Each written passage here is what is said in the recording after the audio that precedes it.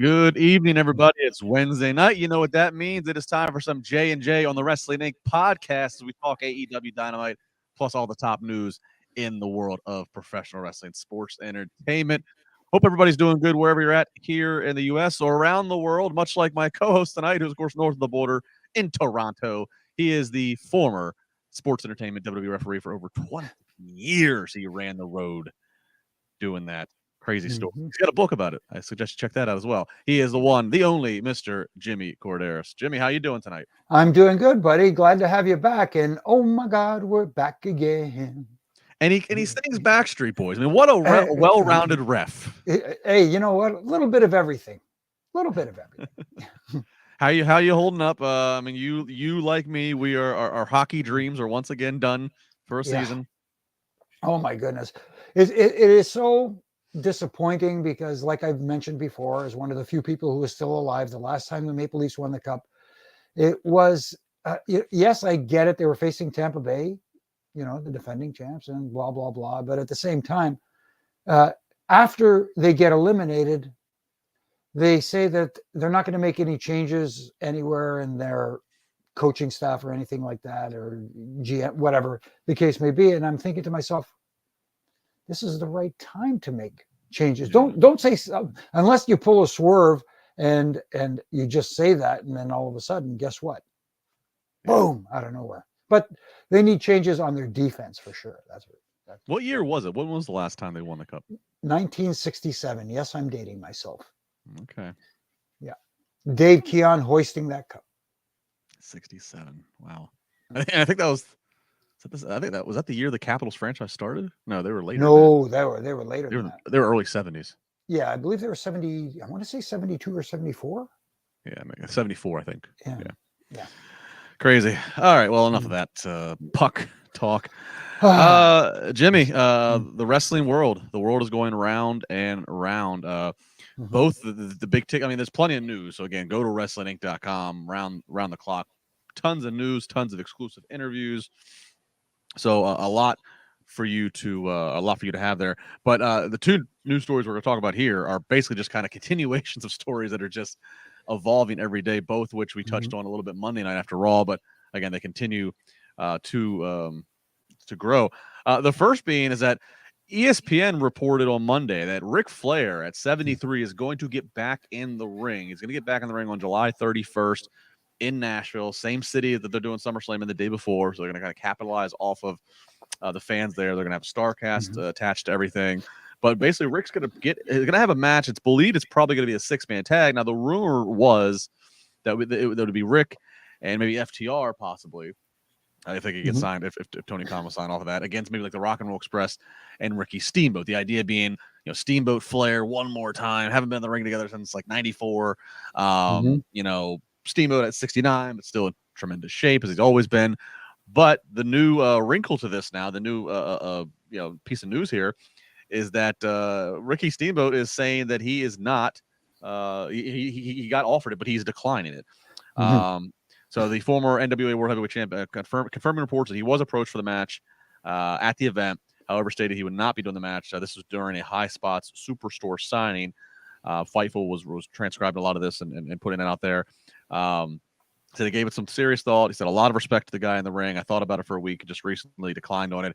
He goes on and has a much bigger quote. I'll basically just say he goes on to say he loves his Mania 25 memory with Chris Jericho back in back when he did that, and how the crowd was chanting "You still got it," and how it really came off well. And he kind of just wants to let that be his last memory, and let the fans have that be the last memory of him, versus potentially putting a scar on that if this performance doesn't live up to that. So Jimmy, I haven't got to talk to you at all about this story, off air or on air. Give me your reactions to both ends of it, to the fact that Rick is going back in the ring at 73, and Ricky Steamboat's decision to stay out of this. It's kind of weird to explain. It's difficult because I am not shocked that Ric Flair wants to get back into the ring, because anybody who knows Ric Flair probably thinks that in his mind, and I hate to put it this way, if Ric Flair were not only to end his career, but to end completely, he would want it to be in the ring. Yeah. It almost feels that way. But and I hate to sound morbid about it, but Ric Flair just loves being in the ring that much. And don't get me wrong, I think Ricky Steamboat loves being in the ring just that much, but he also, I want to say, I believe in his heart thinks that he went out in a way that makes him happy. And what better way to do something, to end something that you love, a profession that you love, than to go out the way that Ricky went out, where fans were chanting, "You still got it," and the whole bit, and having a great match and going out happy.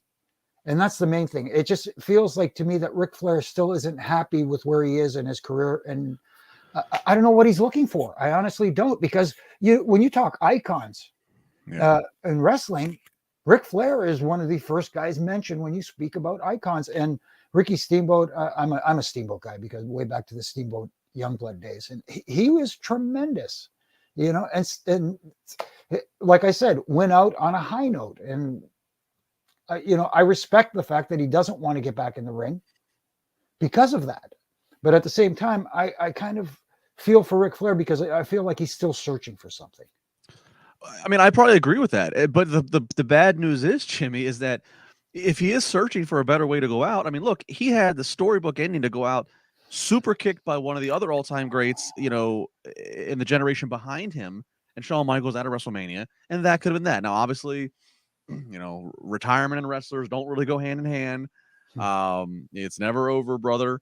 It's always a work, brother. He ends up having another. He fights for TNA, Impact, and and I'm sure money was a motivation at the time, whatever the situation was. But it's like Vince isn't going to give you a WrestleMania match. I don't know, like, what he can keep chasing, and then to the point of Ricky turning it down. I mean, quite frankly, I'm sure this event would pay respectfully, but it's not like a Mania payday or anything like that. So I could see Ricky deciding not to do that. And I don't know what, I mean, to me with Rick, it's like, what do people want to see if you're going to go to something live and you want to see, you want to hear the music, you want to hear him woo, you want to see him strut, you want to see him do his catchphrases, and he could do all that. He doesn't need to have a match. So right. I don't really know what I need to see out of Ric Flair here. No, I don't either. And yes, I get the whole adage that Ric Flair is old school, and in old school, you go out putting someone else over. You go out elevating the next generation, and that's exactly what he did at WrestleMania with someone like a Shawn Michaels.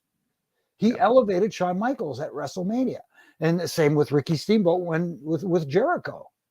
You know what I mean? So I guess I don't want to say his career has been unfulfilled, because he's done what no one else has ever done in this business. But it just feels like I feel bad that to me, it feels like it's not enough for him. I don't know what it is he's searching for again. Yeah. Well, I mean, there's that. I mean, look, I mean, it was news in the past year. I mean, his fifth wife, Wendy, Fifi the maid, he and her split. So I mean, I don't, 5 wives. There's the old saying and song. It's cheaper to keep her. So I don't know if that's There was a joke back in the day going around that he was trying to break his world championship record with wives. But anyway. Yeah. I don't know. So so we'll see. So now the next part of the story is who is in there as the quote unquote legend counterpart. Right. Opposite Rick, because Rick's, we've seen videos of Rick training, and again, so Rick's doing this. So I'm trying to think of who else, I know who would be the perfect fit in my opinion, but I don't think he can do it because FTR loves this guy so much. Oh, Brett? Yeah. Can you imagine Brett? And Brett has a history with Ric Flair, defeating him in Canada. Saskatchewan, that's right. It's for the WWE or WWF Championship back in the day. So you could tie those knots together. There is a story there, But I'll give you a better one, though. I'll give you a better one if just for the sake of actually, because I love Brett, and I was privileged as hell in 2014, 2015 to managing our good buddy RJ City. Managing RJ. He's going up against Harry Smith Jr., British Bulldog Jr. Brett's managing him, so I got to be a counterpart to Brett, and we. Wow. I mean, which was one of the loudest pops. We come in front of a couple thousand people, so I love Brett. So, but Brett, he just can't do much, nor should he. Right. So I would say, again, Tony Khan had to sign off on this. Put Sting on the other side of it. Sting Ooh. Sting has all the history with Flair. I mean, it was Sting and Flair, I believe, in TNA. It was Sting and Flair was the last Nitro.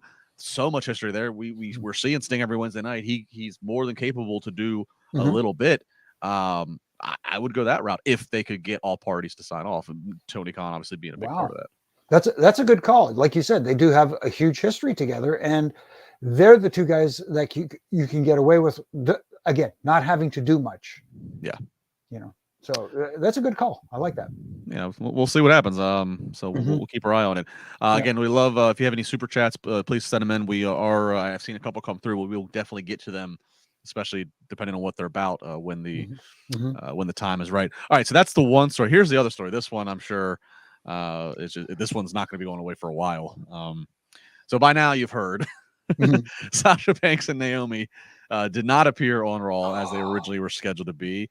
Again, you can read all the different updates to this on Wrestling Inc. Basically, again, we know, and Jimmy, I want to get your fresh take on this. It seems that there was a creative dispute, namely, it seems from Sasha with her and Vince that just kind of went on. It seems all day or what have you. Show's time to start. Vince, of course, in the gorilla position. It's ready to do the live show. And sometime after that show started, the creative hadn't changed in Sasha's favor to what she wanted. This is all, again, what we're gathering. And so she wasn't going to do that. So she just left the building. Her and Naomi, WWE put out a press release, a very, very unique press release for WWE, giving a far more detailed side of the story than they ever usually would with dealing with internal matters with talent like this. Yes. So that's its own thing. The latest report from Fightful Select is giving some insight on how people backstage in WWE are reacting. Now, I stress this because Fightful Select stressed this. This is just individual people Fightful Select was able to get to talk to them, of course, remaining anonymous. So this doesn't necessarily mean this is what everybody thinks. This is just an example of some temperature taking. They say like a consensus among some talent who they talk to is that leaving during a show you were scheduled for before that segment is something that is likely to lead you to getting buried throughout the show. So explaining, commentary was kind of doing that. Vince probably instructing them the lines. An established WWE star responded to the comparisons of Steve Austin walking out in 02, pointing out that, look, Austin walked out long before airtime. Fightful Select also spoke to a female star who, quote, didn't see anything particularly egregious worth leaving the show over, but understands creative frustration. The report suggests that several people in WWE who are supportive of Naomi and Sasha's stance, but the much larger population lies in the not being happy with creative is fine, walking out is fine, but walking out during the show isn't fine. And there's so more. Literally every temperature is taken here. Jimmy, you were there for over 20 years. You saw disputes. You were there when Austin famously took his ball and went home, which of course like this gets compared to. Right. What do you make of this? I'm not a big fan of it. I don't like it. I think it's, Corey Graves said the line, and I'm sure he was fed the line, that it's very unprofessional of them to leave. And I agree with that. And I know people are going to say to me, but you're not, you've never had to deal with creative and blah, blah, blah, and all this. That's not the point. The point is you are paid to do a job. If you disagree with what's going on, it's not like you have a union rep. And I don't want to get into this whole union debate in pro wrestling because it ain't happening. Sorry, guys, it ain't happening. They are independent contractors. You sign a contract to perform a duty, something they instruct you to do. And if you don't like it, you can complain about it afterwards. But at the same time, you are given a job to do. And comparing it to the Austin thing, Austin did leave in the afternoon, and they knew that. Oh boy, he's gone. He's not coming back. We got to do something tonight. Leaving during the show, it doesn't sit well with me. It's very unprofessional. Obviously, as people know, this isn't the first time that Sasha's taken her ball and gone home. And now the big debate, is this a big elaborate work to get people interested in what's going on and stuff like that? I joke around and kid that, they didn't use their shoot/real names in the press release. They used their working names, but at the same time, they said things in that press statement that they don't normally do. I mean, obviously they do stuff on the network where they go behind that fourth wall and peek behind the curtain and stuff like that. But to do it in a press release and in a statement the way they did, oh man, they are not happy. And it could have been handled a lot better, a lot more professionally, in my opinion. I think I'm with you. I like on the one, and that's my thing. On the one hand, it's like, it's one thing you want to stand up for yourself or your peers, and like, and we've always heard Vince kind of likes a little bit of confrontation, likes being challenged. If done in the right way, he can maybe raise his level of respect. But I don't think leaving during the show is gonna win you any points of But yeah, it's like you said, you're paid to do a job. At the end of the day, you're paid. You're there to do a job, and that's something I think even generationally is what people think is acceptable and the rules is getting constantly altered. Some people are saying that they weren't familiar or didn't get to hear or read the statement that the WWE put out. So real quick, I'll give it again. It's not too lengthy. So and so WWE sent this to Wrestling Inc. and several other outlets, and they said this, everything here I'm quoting. When Sasha Banks and Naomi arrived at the arena this afternoon, they were informed of their participation in the main event of tonight's Monday Night Raw. During the broadcast, they walked into WWE Head of Talent Relations John Laurinaitis' office with their suitcases in hand, placed their tag team championship belts on his desk, and walked out.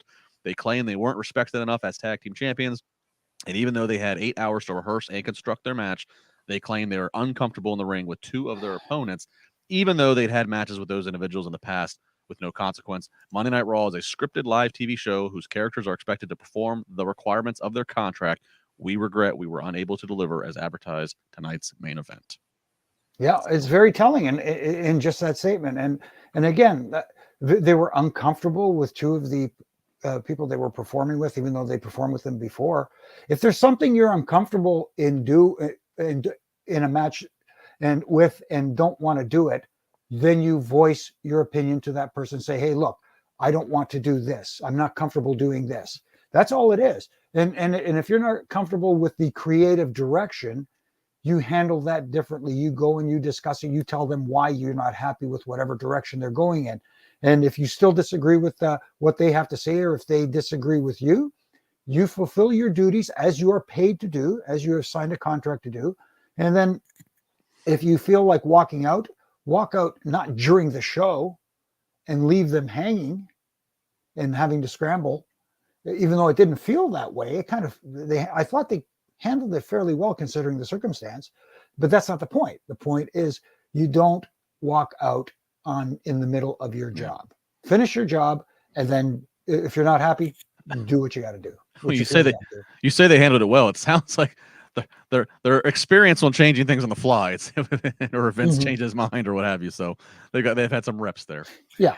I don't know. It's going to be very interesting, and I don't think she's going to get released, because I don't think they're going to want to send that message that, if you just act this way, we're going to get you out of your contract. No, but you will not be looked upon favorably by the office. Let's put it that way. Yeah. And you look at someone like a Naomi who's married to one of the Usos, and there was a potential bloodline tie-in there that could have happened down the road as well. Yeah.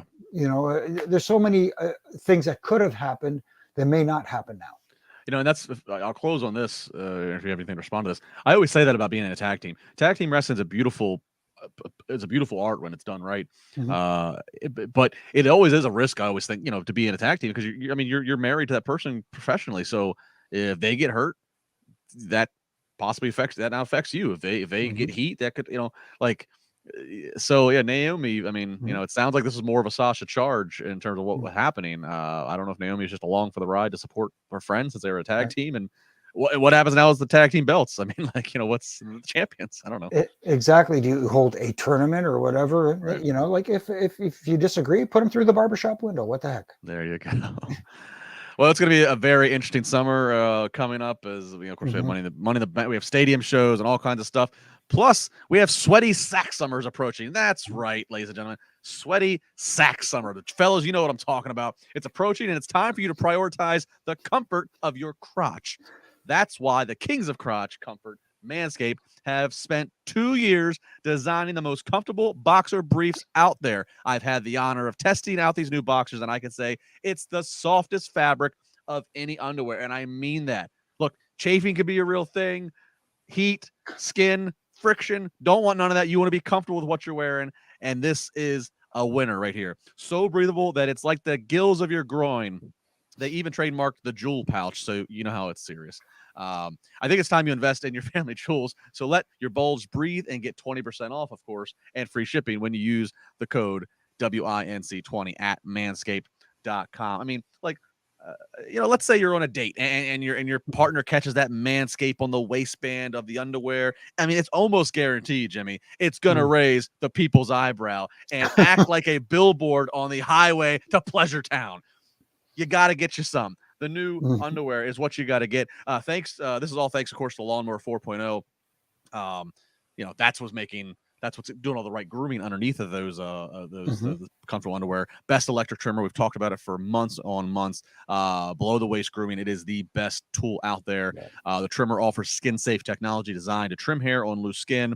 Of course, they have all kinds of other ways to help you. Like we said, they have the nose trimmers, the ear trimmers. Of course, again, they have the jewel pouch, a pouch designed to cradle your boys in their own special space, lined with perforated performance fabric to keep them well ventilated.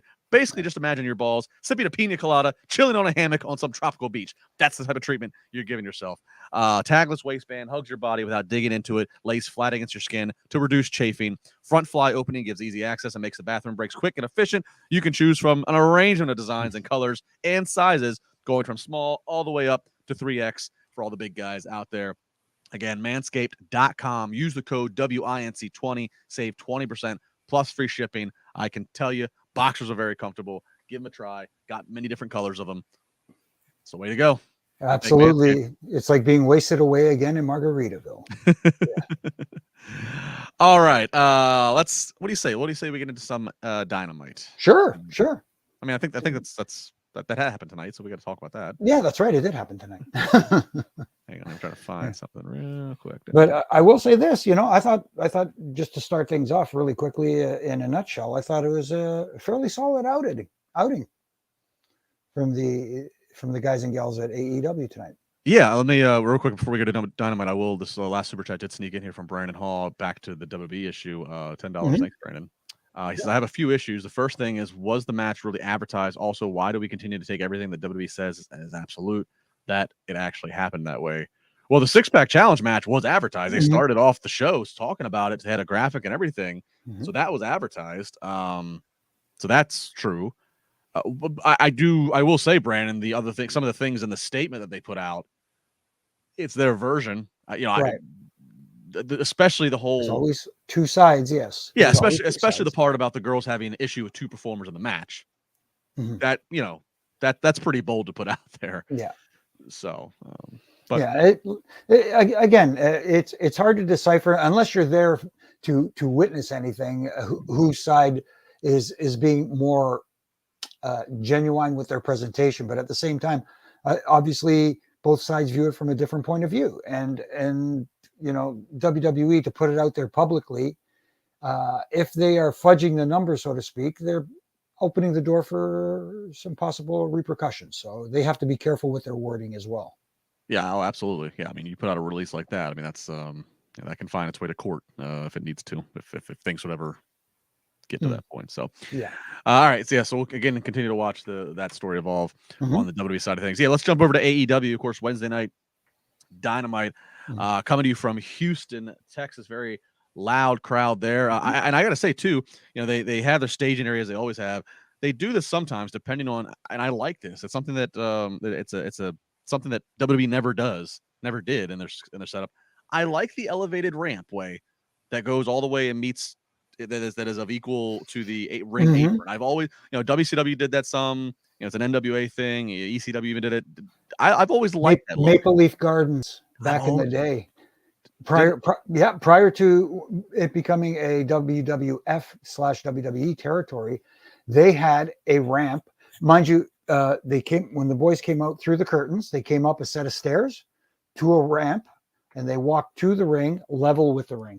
I've always liked it because I love how much more seen the talent can be. Exactly. Because if you've ever been to a wrestling show, if you're sitting somewhere else on the floor, it can be tough to see somebody coming down the aisleway depending on where you are in the building, and you might, you're just missing little things. So I love having them elevated and having them walk and then be equal to the the height of the apron. So just a little thing. Yeah. One of my little. It's actually a bigger than a little bit bigger than a little thing, because, like you said, the talent is elevated and they are seen and they are more visible by everyone, not just the people at home. Yeah. So something. So they don't do it every time they do it. It seems it's arena pending if it makes sense to do. Yeah. But I like it. I think it's a nice touch. But yeah, we start hot as they always do. Mm-hmm. The first of what's going to be several of the Owen Hart Memorial Tournament matches, and one of the first of 2 matches that has a mystery opponent. Samoa Joe, we know he comes out and he's going to be going up against the Joker. Who's the Joker? Flashes on the screen, Johnny Elite. Now, I will admit, as soon as I saw Johnny Elite, John Morrison came into my head, because I'm very, I like that talent, and I love the gimmick that he's took all around with him, that he's always altered his name based upon, he's Johnny Nitro, he's been Johnny Mundo. Right. I've always liked that he's altered his name. So that's where my mind went. But it didn't take long as I then start surfing the world of Twitter of the honest mistake that some people might have made. Jimmy, I don't know if you did this, but I saw many people who thought that Johnny Elite was Johnny Gargano, Johnny Wrestling. And now it was also teased too, because Tommaso Ciampa posted something on social. He posted a picture with Johnny Gargano and his wife, right. And Ciampa's caption was "just hanging with 2 jokers." So that got people buzzing. So I don't know if it was an intentional troll job here. I don't think that, because I think Johnny is a legit guy to, Johnny Elite. John Morrison was a very worthwhile guy to have out there as a mystery opponent. But right. I could see people's confusion. No, I could understand that confusion, but I'm like you. I thought Johnny Nitro. As soon as I saw Johnny Elite, I said, John, it's Morrison, yeah. and that's a good get for AEW. And yes, I get it that people say, "Oh, here's our next WWE guy," but John is more than that. He's well traveled. He's been around the world. He's done. Yes, he was more visible in WWE than anywhere else, but at the same time, he's a good get, and he can help get any talent in any match over. And what I love most about this, going in against Joe, yes, we know that Johnny can fly, but he only flew sparingly in this match when he needed to, and he showed that he could wrestle and hang with a guy like Joe in the ring in a wrestling match as well. And he's a real well-rounded talent. A great point by you. And Joe is just leveling him with some chops. Yeah. Some sick sounding chops. Joe does kick out. Johnny goes for the 450, hits it. It came up a little bit short. I'm going to suspect too, because again, talking about differences and Johnny being a high flyer, those WWE ropes, a lot more spring to them. So I'm almost wondering if, like, he had Joe set up where he probably maybe would in a WWE ring, in the sense of that's where he's going to land. But those AEW ropes that are that more traditional elevator cable wrapped in rubber, there's not that much bounce, and so he didn't have enough spring to him in that flip. So that's a good call, because people don't realize the difference between the cables and the actual rope, which WWE has actual rope. Right. Because our RVD did the reverse. He came from ECW, had the cable like AEW does. RVD came over to Raw, and he went to do his 5-star splash. Is used to having to push off so much more, and almost completely missed this guy. Overshot himself. There is an adjustment period. But the commentary kind of, I thought, bailed it. They said, "Oh, he came up a little short. He might not got all of it." Joe kicks out. Joe ultimately is going to hit the muscle buster to get the win. So Samoa Joe advances here in this tournament. Before we get to the shenanigans that happened real quick after the match, we haven't seen the graphic. At least I haven't seen it, that says Johnny Elite is all elite. So I don't know if he's I don't know if he's there to stay, or if it was just a kind of a one-time thing, or what that's going to be. Well, I hope he's there to stay, because he's a talent that they could use and need. Yes, they are pretty full over there, especially for the time permitting. But he's a talent that they can definitely use. And you talked about the shenanigans that went on afterwards. The only thing I didn't like about that happening is it took away from the, it made you kind of forget about the return of Johnny Elite. I agree. Yeah, Jay Lethal, Sonya Dutt, and Satnam Singh come out. They start attacking Joe. And I agree. It was a little overbooked. Yeah, it made it feel like an afterthought. And if there's one thing that AEW, I think, in my opinion, is guilty of doing far too often on Wednesday nights is overbooking, trying to get too many people in, as we'll talk about later on in the show, in our show here, that they just sometimes just try to get too much in, and sometimes you need to let stuff breathe. Well, but I gotta wonder if that becomes like a, if you have all these guys and girls who you're paying each week, whether you're using them or not, like they have these downside guarantee, like if you almost feel obligated, like, oh God, I gotta get them out there, so I'm not wasting my investment this week. No, I get that, but at the same time, if you've got a lot of stuff that you're using on web, like their AEW Dark, they have how many matches on AEW Dark and stuff like that. If you feel like you need to use them elsewhere. Yeah. Top pro for you games. J&J Security are as iconic as LaBar and Korderas, and he goes on to say this J&J is better. Well, thank you. Oh, well, thank you. That's awesome. Appreciate it. We got a super chat here. Apox Music, Canadian $6.99. Been listening to you for years now, guys. Big fan. Thank you. He goes, you think Double or Nothing will be the biggest AEW pay-per-view, and what will steal the show? I mean, it certainly could be the biggest pay-per-view to date. Their pay-per-views, especially as they continue to acquire major talent like Punk and Danielson and such, they continue setting new records internally. They're going to be a 3-year-old company next week, I believe it is. So, they're still in that phase to keep setting new records. So it certainly could. I think there's some things on the top of the card that I'm mainly the title match, which we'll get to in a minute, that I don't know if it's been built as well as it could have been.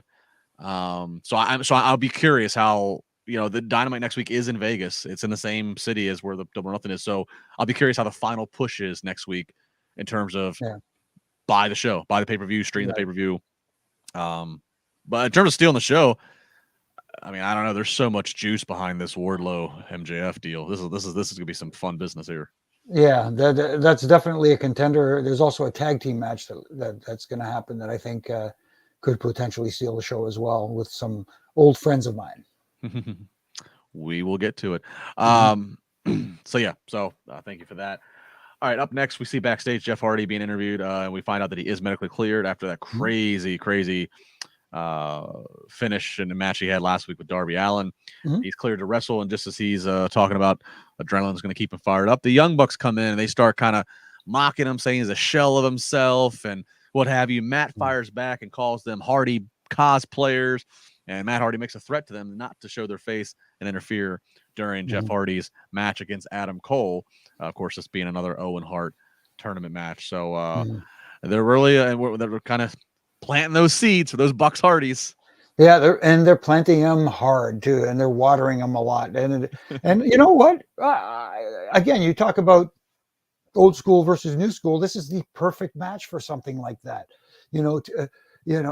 The Bucks are sort of like an offshoot of what the Hardys were, kind of, sort of, and developed into their own thing.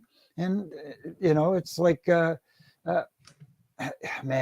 they've had their matches in the past, but bringing them to national TV, I think, is a good thing, and I think it'll bring out the best in the Hardys as well as Matt and Jeff, as well as the Bucks. Yeah, I mean, this would be the biggest stage, the biggest eyes on them to have that match. I mean, and the Bucks, that's what's cool about the Bucks. The Bucks are like a if the Hardy Boys and the Rockers had children that were going to be tag team. That's what I think it is. There you go. Yeah, that's a good comparison. I like that.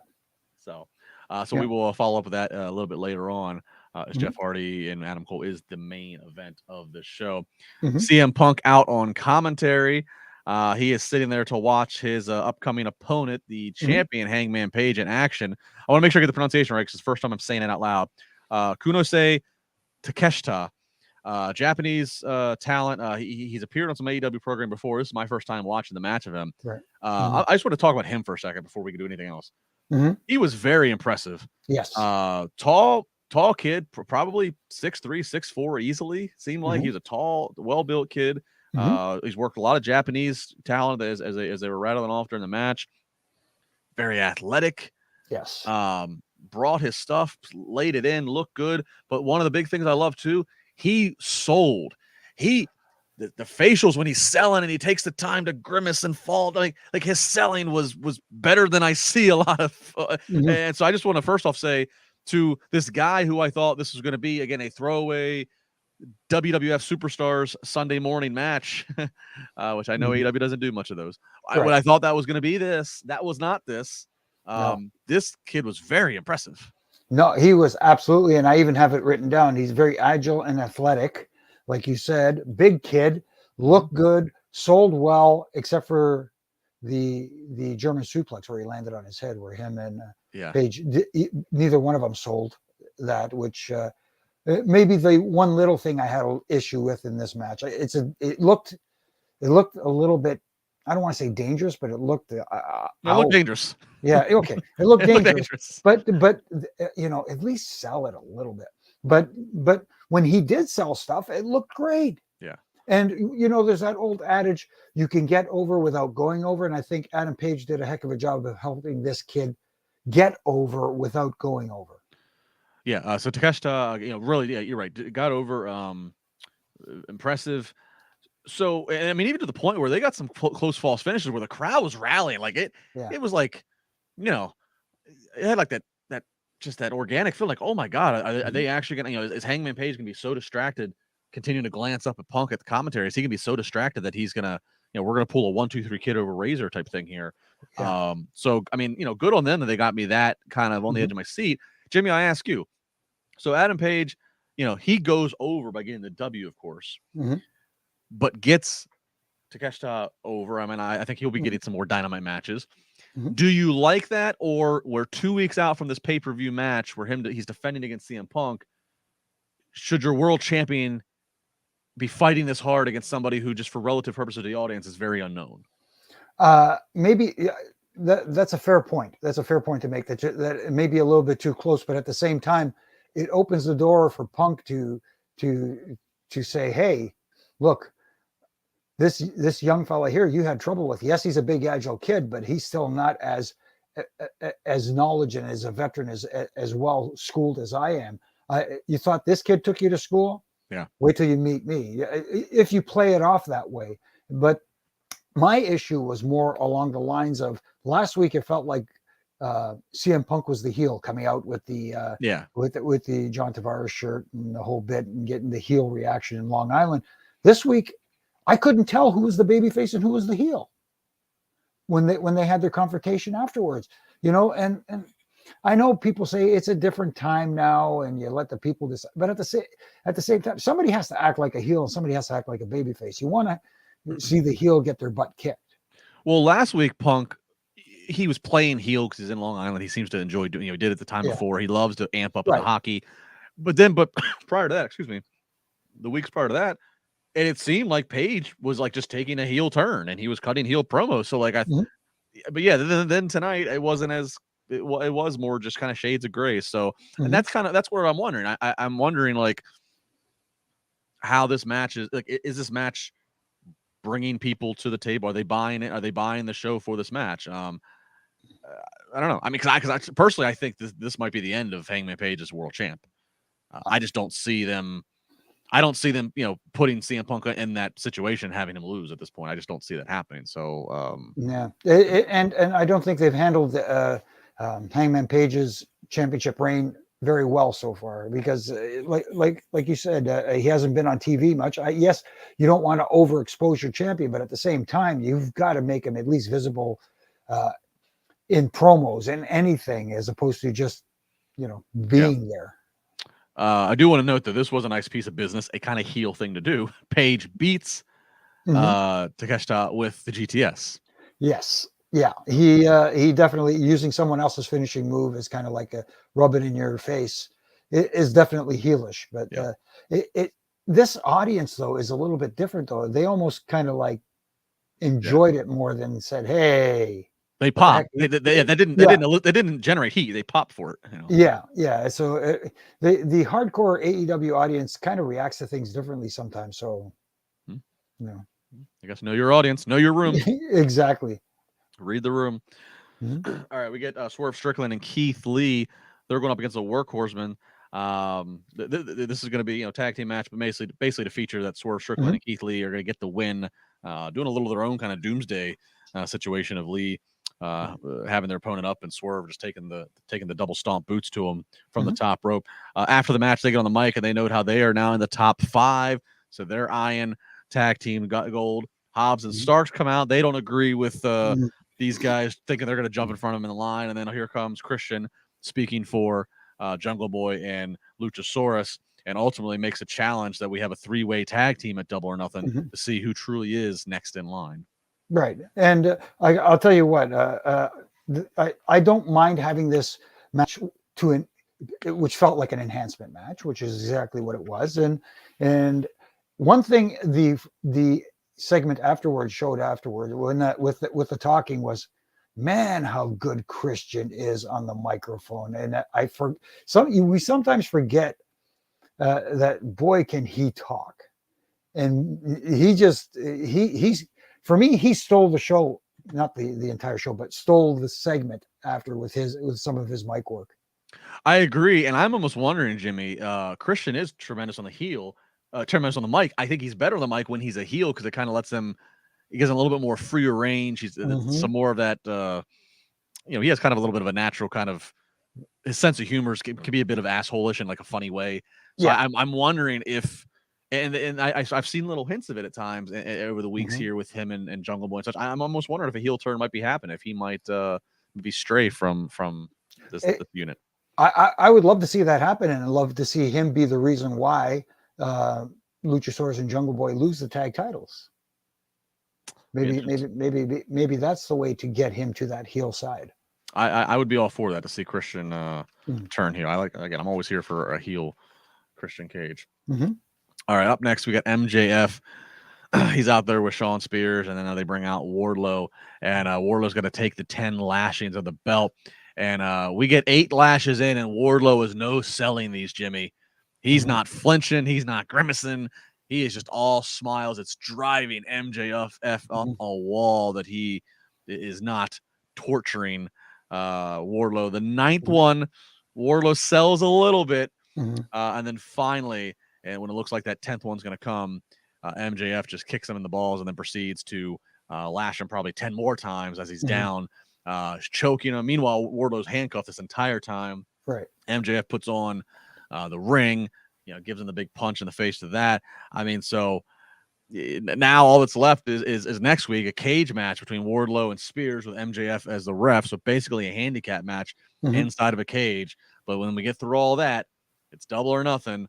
MJF versus Wardlow, and like I said earlier in response to that super chat, for me right now, this is positioned as a number 1. What I'm looking forward to. No, I'm very much looking forward to it as well. I don't know if it's a number 1, but right now, it is the talk of the town, and one of the biggest reasons why.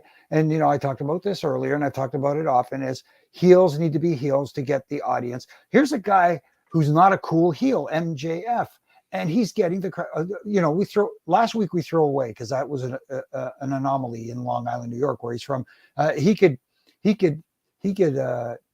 smack little babies and stuff like that, and they'd probably still cheer him, and take purses away from little old ladies and stuff. But everywhere else, he's doing everything right to get booed and make people want to see him get his butt kicked, and they did exactly that tonight.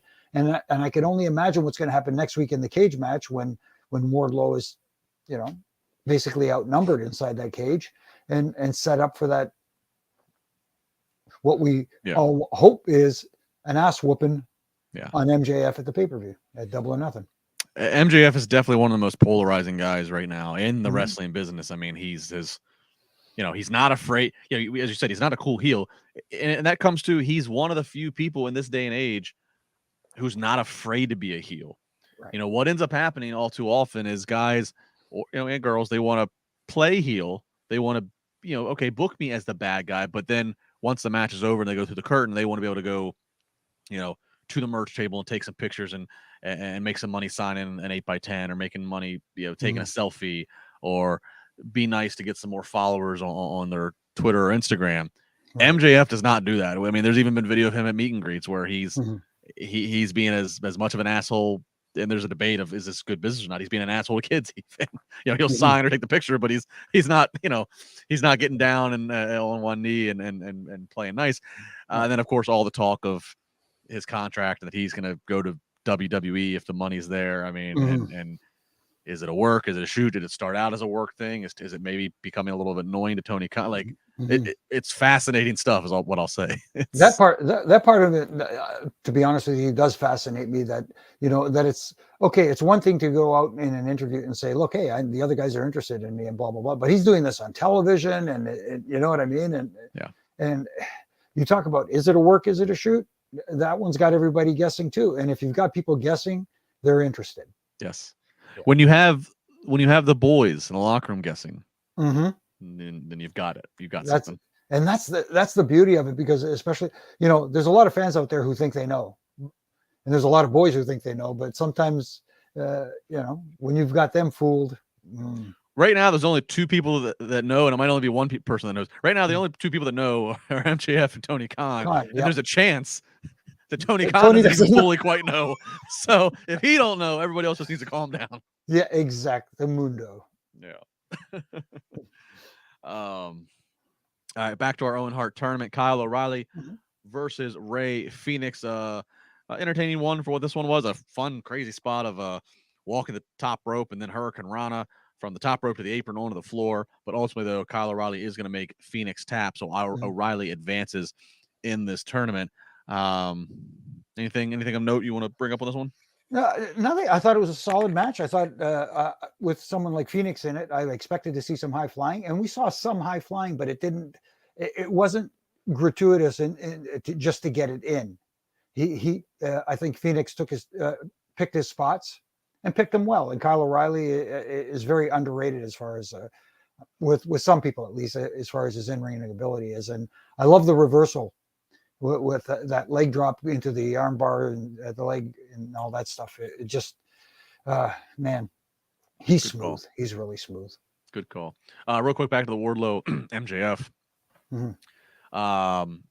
Mneko one. Justin, any chance AEW swerves us and has MJF beat Wardlow? Maybe make him stay his lackey until MJF wins the world title from Punk, or is that drawing it out too long? I think there actually is a chance. I think there is a chance that MJF could beat Wardlow.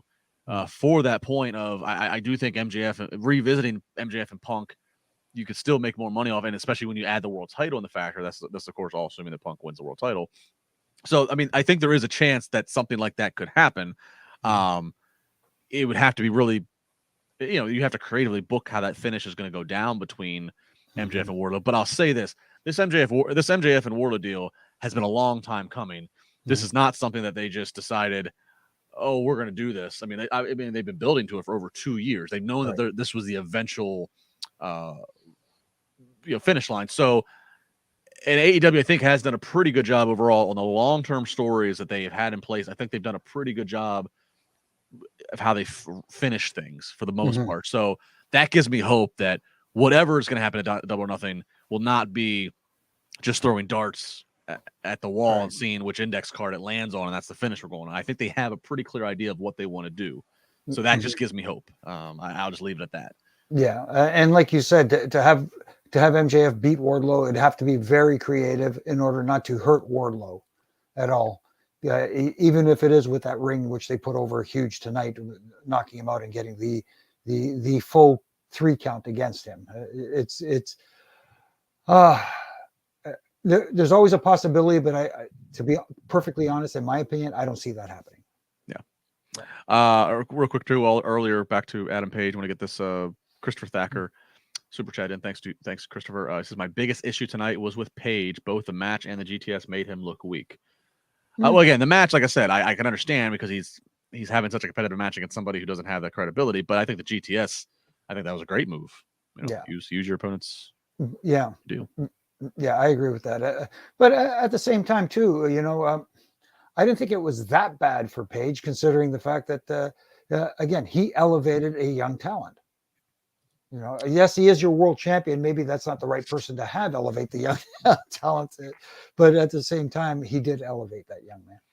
Talk about elevating young talent. My guy, Spencer Slade, Bernie in DC, giving me a cheap plug here. This Saturday here in Pittsburgh. Ross Draver Ice Gardens, ECW used to run there. Well, this Saturday, Rhino's there, Sandman's there. Bill Alfonso's got a surprise tag team he's bringing. But Rhino, a former LaBar guy, going up against a current LaBar guy, Spencer Slade. Don't want to miss it. Fight TV. You can check it out this Saturday night. IWC Proving Ground. Do it.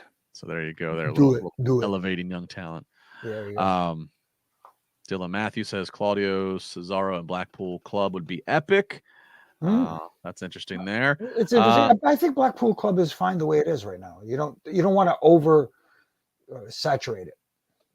Well, they did add like at least 3 temporary members, at least by association here, just so they can even up their numbers.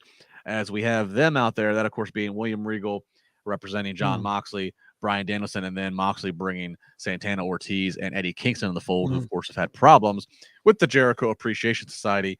So Jericho's they're up at the ramp. Jericho gets on the mic and he starts delivering, starts blurring lines of reality, cutting a promo on William Regal, talking about what wasted potential he is and was. He should have been a world champion 10 times over, but instead fired from every company he's ever worked for. Starts taking shots at William Regal's past issues with addiction at one point in his career. Then he starts to run down and go through highlighting the issues of every other person standing in the ring, even making reference. He calls Bryan Danielson a nerd. Talks about Moxley and Moxley, of course, having gone to alcohol, gone and gotten alcohol addiction treatment late last year. Just calls him a royal flush of losers. I mean, Jericho really, I don't think he said anything that probably wasn't already approved or what have you, but certainly got the audience ooh and on with those sound bites. Yeah, and sometimes some of the most ooh and ah worthy promos are ones that are basically, dipped in truth. And that's what we got from Jericho. And yes, as a heel, he brought up stuff that maybe, I don't want to say he crossed the line, but at the same time, it is a very touchy subject with a lot of people. And it hit close to home for a lot of people. And the response from Regal, though, was absolutely classic William Regal. Yeah, so Regal fires back and basically says all those years traveling the road, all those years traveling and doing shows that Jericho was also on, that whenever Jericho's in the ring, Regal would go back to Jericho's bag, take his toothbrush and stick it up his ass. A very weird comeback, though, I have to say. And Regal's such a soft-spoken guy anyways, even on a microphone, and the crowd's got hecklers and such. It was a little... this is where it started to become a weird back and forth, honestly. Yeah, but at the same time, the way Regal presented it almost sounded like I don't want to say it sounded so proper. You know what I mean? The way it was presented, but at the same time, it made you cringe and laugh at the same time. And like I said, ass. I think he said arse, didn't he? He said arse. I'm pretty sure. I believe he did. Yeah, I believe he did. So Jericho gets ready to challenge him to a stadium stampede. And Moxley shuts that down. So we're not doing your dumb sports entertainment stuff. We need to be in front of fans in a loud arena that wants violence. So they didn't actually really name if it's a type of match. Basically, just said call it whatever you want. We just need to have 5-on-5 violence. So it sounds like we're just gonna have like a big old street fight. Right. Which I mean, there's no DQs in AEW anyways, so it's all the same. But it's gonna be a violent 10-man craziness. Pretty much, but I like the way they're trying to establish this as the wrestlers versus the sports entertainers. Yeah, that's a lot of fun, though. That is a lot of fun. It is a lot of fun. So that's especially coming from a sports entertainment referee like myself. What if the Jericho Appreciation Society brought you're their Nick Patrick, you're their ref, and then the Blackpool Combat Club brings Bryce Remsburg or Aubrey. Don't give him any ideas. I think that would be great. Oh my goodness. Hey, I broke a picket line once. Why not? That's true. Yeah. I remember your sad story too. You just got married. I remember your sad story. Yeah. It's funny how that wasn't originally scheduled until I made a joke about it. But anyways. Oh, you can't. Oh, no, now you have to tell me the backstory. Oh, the backstory. Well, I just got married to Audra, and we'd gone on our honeymoon, and they were, JR was like, how much time do you need for your honeymoon? I said, we'd like to do 2 weeks. And he said, yeah, man, go, just do what you got to do. As long as you're back after 2 weeks, just let us know when. So we took our 2-week honeymoon, and obviously I can't watch wrestling on my honeymoon. No. So I don't know what's going on. So when I come back, they've got this referee strike thing going on. After several weeks of being abused, they decided they're going on strike. So I came back, and and I said, hey, Jimmy, how's the honeymoon? And blah, blah, everybody said, and I run into Hunter. They say, hey, Hunter. He goes, hey, Korderas, what's going on? How's the honeymoon? I said, it was great. He says, how does it feel coming back and being on strike? I said, and as a joke, I just said to him, hey, Hunter, I can't go on strike. I just got married. I can't afford to go on strike. And he went, that's fine. Come with me. So I just followed him, and he took me straight to JR, and he said, hey, Jimmy had a great idea. And I'm like, what idea did I have? Thinking, he says, he just got married. He just got back. That's the story. He's the one, regular referee who breaks the picket line and referees matches with the scab referees. And then, we could use that somehow at the pay-per-view. And I refereed the 6-pack challenge at the pay-per-view as the only referee. And I got dragged out by the striking referees and beat up. And couldn't finish the match. And what year was that? Oh my god, 99. I'm about to say you better not balk on the year if your wife. No, exactly. Especially if she's around. Yeah, it was September, at the end of September 99. And the funny thing is, the next night on Raw, they settle it by having all the officials in Vince's office, and Vince saying, "Oh, okay, guys, whatever you guys want, we're squashing this now. You guys are back to work." Blah blah blah. So as we're getting ready to shoot this thing, and Vince looks over at me, he goes, Jimmy doesn't look beat up enough. And we can't. So what do? They put me in a sling. Just to make it look like I got beat up a little bit anyway. Yeah. So, and I think that was a bit of a rib, and they said, put it on his right arm, because I was right-handed. So then, I had to go out and referee and with a sling and left-handed. And it's funny because that's at a time like, and I can remember, I was, I can remember whatever grade in school I'm in at the time. I could name every ref for a point there. I could see the headshot of any ref. That's Jimmy Korderas. That's Jack Doan. That's Earl Hebner. That's Mike Chioda. That's Timmy White. That's Teddy Long. You could see any of them. And now we're at a point where referees aren't even allowed to have names. At least in WWE, we don't say the refs' names. They occasionally do, but more often than not, they don't. No, they don't. And then Vince used to, when Vince was on commentary, he used to even say the refs' names. Right. I don't know why the new edict is we can't. Now I get it. We're not the ones drawing money, but at the same time, even the supporting actors get named. Yeah. Well, if you're seeing the same few guys in the ring with your favorite superstars every week, I mean, you at least have to identify who the hell they are. I would think so. Anyway, okay. Well, that was fun. And then get your face blurred on the video game. So face blurred on the video game. All right, up next we get we're now on the women's bracket for the Owen Hart, and it's the other Joker match we got to have here. We got Dr. Britt Baker going up against Maki Ito. So they show a quick little, video showing a little flashback of the history that she has with Britt, being former partners. This is not going to last long, though. This is going to be the lockjaw submission from Britt. She's going to advance. She advances and go up against Toni Storm. Toni Storm does come out, look at her at the apron, kind of have a little stare down just to build to that. I mean, this is what it is. Underwhelming. Yeah. For a surprise for a Joker, I thought, and also it just fits that mold, that the match bridging the gap between the Regal segment and the main event. It's kind of thrown out there, and that's it. Yeah, that's how it felt to me, anyways. Yeah, I mean, again, no personal disrespect to Maki Ito, but I just, I know. To some people, to some fans, that was probably delivered on some levels. That was great, but to me, I don't know who I was expecting. I don't either, but it wasn't that.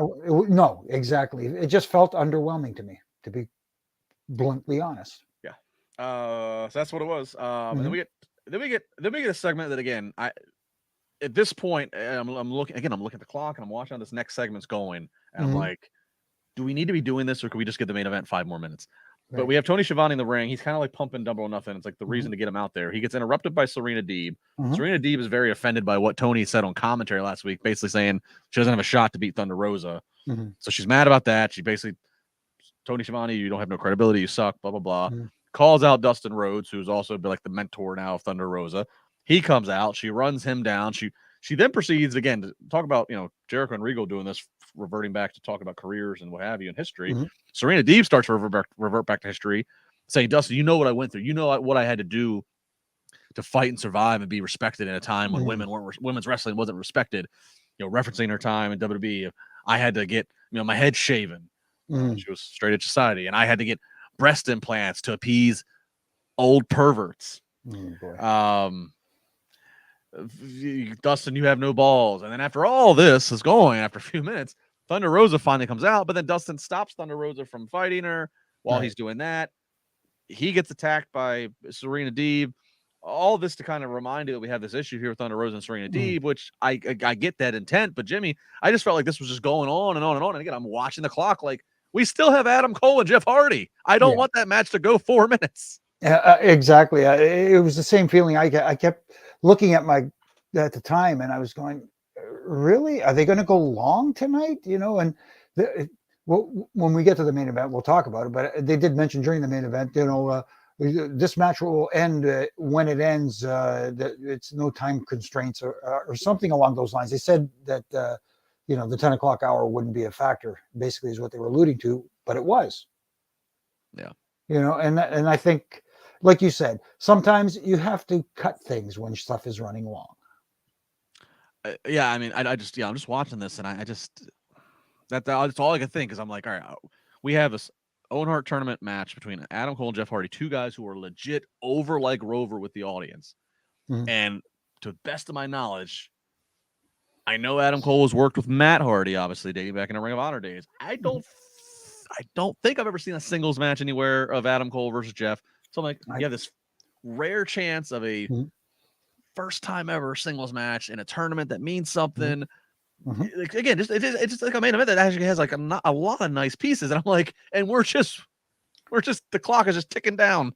No, I heard you. I hear you. Yeah. Right.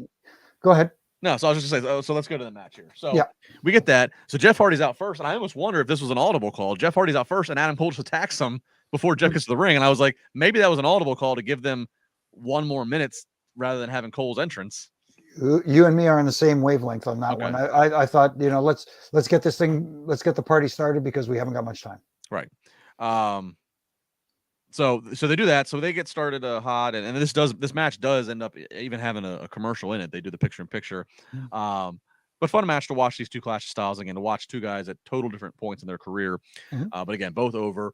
Ultimately, though, Jeff's going to miss the Swanton bomb. That's going to allow him to get in position for Adam Cole to hit the boom with the knee. 1, 2, 3. Adam Cole wins. So Adam Cole advances after the match. Matt and Jeff, Matt's kind of helping Jeff. They're kind of staring off at Adam while they're distracted with Adam. Young Bucks come out. Attack the Hardys, hit the BT trigger on Matt. Then all hell starts breaking loose after that. Then we have Fish and O'Reilly out there. Then here comes Darby and Sting, and it's just all chaos. So they end up getting everything in by 10 o'clock. Again, continuing to water the seeds of the Bucks and the Hardys. Cole advances. So everything does get accomplished. But but again, just as a fan of Cole and Hardy, I would have loved to seen 5, 6, 7, just a little bit more time where they could have relaxed and it didn't have to move so fast. No, I absolutely agree. And it could have told, I get the story being told that, wow, Jeff is still selling stuff from last week's match. Yeah. So you know what I mean? And that is a good story being told. And that could have been told in a more drawn out process and made more meaningful. And again, it felt at the end afterwards, trying to cram too much afterwards. Yes, you're trying to get to the point with the Bucks versus the Hardys. Yes, you're trying to get to certain seeds planted for the pay-per-view and that sort of thing. But it just felt like too much happening afterwards made you forget about the actual match itself. Yeah. Yeah. So again, a lot of Moving parts. moving parts. Overbooked. I don't know. Mhm. Next week's Dynamite's gonna be very interesting. Again, like I said, they're gonna be in Yeah. Vegas. It is their go home show with only we're always used to go home in the WWE world, especially with the Raw, maybe of okay, you're giving Mhm. yourself 6 days. It's a Wednesday. It's only a couple days to get people Mhm. to convince to get into Double or Nothing. So we'll Yeah, be extremely interested in the decisions they make next week with all absolutely. these top major stories, the timing of it, obviously semifinals for the Owen Hart to figure out who was going to be in the finals. Mhm. Fun note that I wrote down too with Jeff Hardy having this match. I can't remember if we brought it up in weeks prior. Jeff, the only one in any of these tournaments that actually has a single match with Owen Hart in his career. Yeah, I'm not sure. I get, like you said, I'm not sure if it was brought up, but that is a classic, amazing moment. You know, but if you're talking about who could be the guy, I'm still looking at Adam Cole. If you're asking me who I'm picking for this thing, Yeah, right now looking at the bracket, that's kind of where I'd have to lead Mhm. to as well. Mhm. Yeah. And I think, quite frankly, again, looking at the bracket, I could see his better half and Britt being the one on the women's side. Yeah, you never know, and it's going to be interesting. Joe versus Kyle next week, right? Mhm. And can you undisputed elite Maybe. members facing each other in the finals? Yeah, maybe. Maybe. So that was your AEW Dynamite from Houston. So again, Mhm. a lot to unpack from the show. If you missed it, it's definitely one to go back and check out. There's a lot of Right. things to, as we just covered, a lot of things to Yeah. get your eyes on or your ears on to hear. I guess as we Mhm. started with the WWE talk, I guess we're going to end it here with Yeah. the super chat from Allison, 1999. Wow, Allison, thank you. She says, "Do you think Naomi's husband is upset with her for walking out with Sasha? But I don't blame the women. But I was them and walk out to Ric Flair. Well, but I don't blame the women. But I was them and walk out to Ric Flair's wants to wrestle. If he does, they should find someone his age to wrestle. Well, to the Mm. Naomi thing, I'm not going to speculate on their personal, Right. whatever. Right. I Mm. Mm. I don't think what Naomi does is I don't think they're gonna. First off, I don't think the Usos are getting punished at all. I mean, the Usos, Right. they're right there with Roman. They seem pretty untouchable any Mhm. which way. Mhm. To the Flair thing, as we said, I think they need to find somebody for Flair, obviously, and Sting's the best one I can come up with. So Yeah. No, see, like I said, I was thinking it would wishful thinking, as we mentioned earlier. Brett can't do it, but that was just wishful thinking. But bringing up Sting from all angles you're looking at it, from someone he has a history with, from someone that, like you said, FTR needs approval, sign off from Tony Khan. So with Sting, that would be awesome. That would be yeah. perfect. The worry is like again, all we know is that Flair's like we don't know as far as we know we don't know if FTR has been signed off or what. Like Right. the worry is going to be is like if this thing gets closer and they don't have the match figured out or they don't have an opponent, it's like well you've already kind of got everybody now on the hook Mhm. that like Rick's having a match, so like Right. who are you going to put out there? Honky. Uh, when in doubt. When in doubt, go to Honky. Allison follows up says maybe Charlotte can talk some sense into him. Not Mm. no it whatever Rick's decided to do, he's decided to do. Yeah, I don't think Charlotte. I don't think anybody could talk Rick out of anything. Yeah. Yeah. Especially talk him out of performing. That's just not, Exactly. Yeah. just not going to happen. I don't think.